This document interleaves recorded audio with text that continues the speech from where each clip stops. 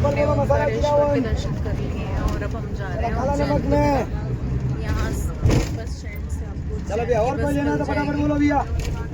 We are going to Ujjain Mahakal. हम काल भैरव मंदिर में दर्शन करने के लिए।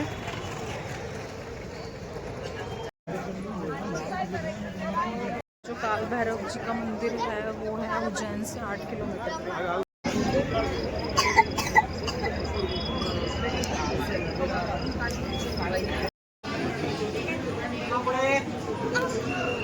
आ रहे हैं उज्जैन श्री महाकाल के मंदिर और दिखाते हैं आपको।